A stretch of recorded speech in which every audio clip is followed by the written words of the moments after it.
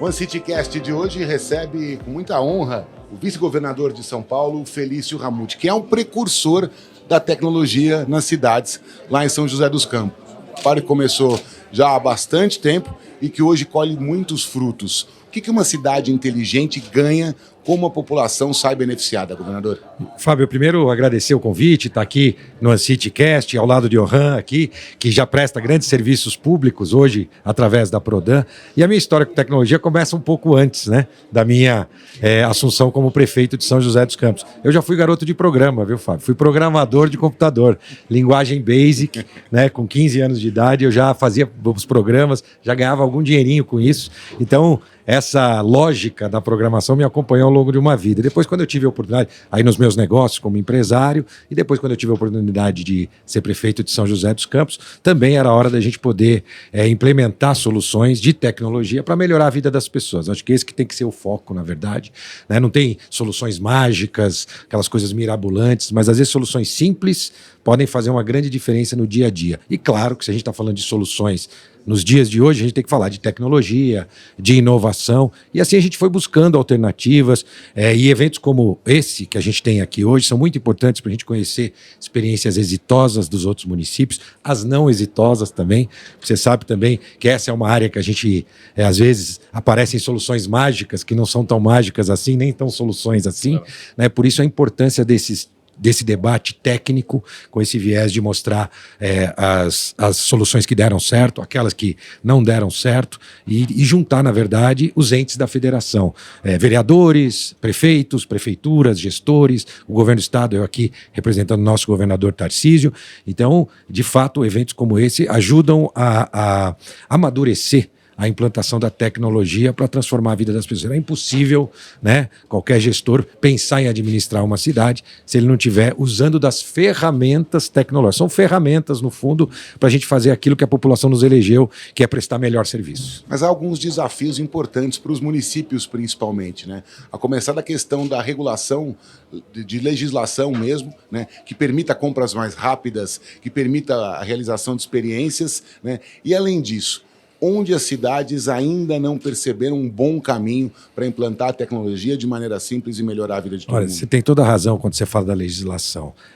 Infelizmente, né, no nosso país, a gente tem que ver as leis virarem prática e não a prática virar lei. Isso é muito difícil, às vezes um distanciamento de quem faz as leis e acabam engessando muitas ações. E quando a gente fala de inovação e tecnologia, pior ainda, porque a velocidade da inovação é muito grande e, obviamente, os marcos legais não acompanham. E a gente tem aí os nossos órgãos de controle, Ministério Público, Defensoria, né, o Tribunal de Contas, que também não conseguem ter essa velocidade que a inovação oferece e que a gente precisa estar atento para conseguir trazer. Então, primeira coisa, o prefeito, a prefeita, tem que ter a determinação e a coragem para, às vezes, implementar soluções inovadoras. E aqui eu quero aproveitar e citar um exemplo aqui da cidade de São Paulo, né, que foi quando o prefeito Ricardo Nunes resolveu implementar câmeras inteligentes numa cidade que é uma cidade, a nossa maior capital da América Latina, uma cidade a mais rica, né, da nossa federação, e que não tinha uma câmera sequer com inteligência implementada aqui na cidade de São Paulo.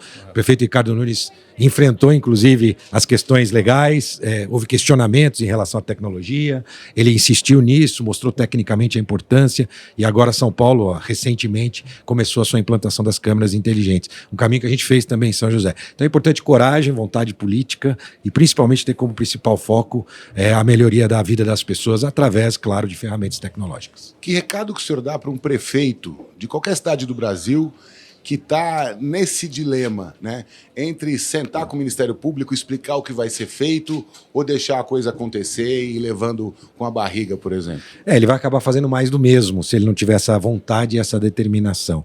Ele precisa estar atento, precisa ter, se ele não entende da área, não conhece da área, precisa estar cercado de bons profissionais, precisa escutar muito as experiências de outras cidades. Repito, iniciativas como essa que mostram cases de sucesso são fundamentais para que a gente possa implementar e que tenha a determinação e não desista tão facilmente assim.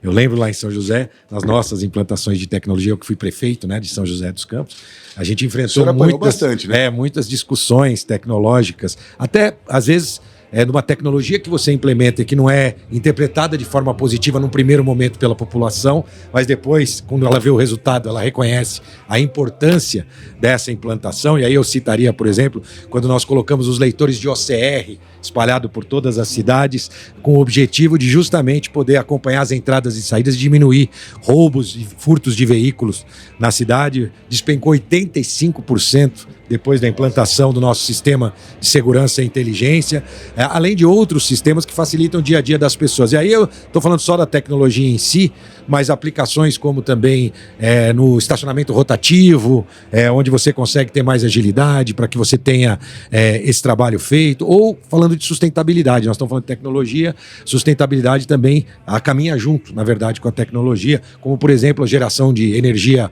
fotovoltaica com as fazendas que podem alimentar. Isso é mais barato, isso é o que é mais interessante. Muita gente acha que investir em tecnologia é gastar mais dinheiro da prefeitura, né? E tem soluções que são justamente o contrário, te permitem economias para que você possa investir nas áreas que você considera prioridade. Mas a vantagem é que no nosso país tem muitas oportunidades, né, de se melhorar a prestação de serviço com ferramentas tecnológicas. Então isso abre um grande campo para que os prefeitos e prefeitas que tenham essa determinação e que buscam de fato sempre melhorar a vida das pessoas possam utilizar dessas ações. Por parte do governo do Estado de São Paulo, a gente procura estimular essa questão na Secretaria de Desenvolvimento Econômico. Nós temos uma rede de parques tecnológicos, também conseguimos facilitar o dia a dia das pessoas com algumas ferramentas já importantes no primeiro momento, e nesse momento eu diria, né, que aí já num outro patamar, né, não daquele que está começando a implantar tecnologia, mas daquele que já avançou nisso.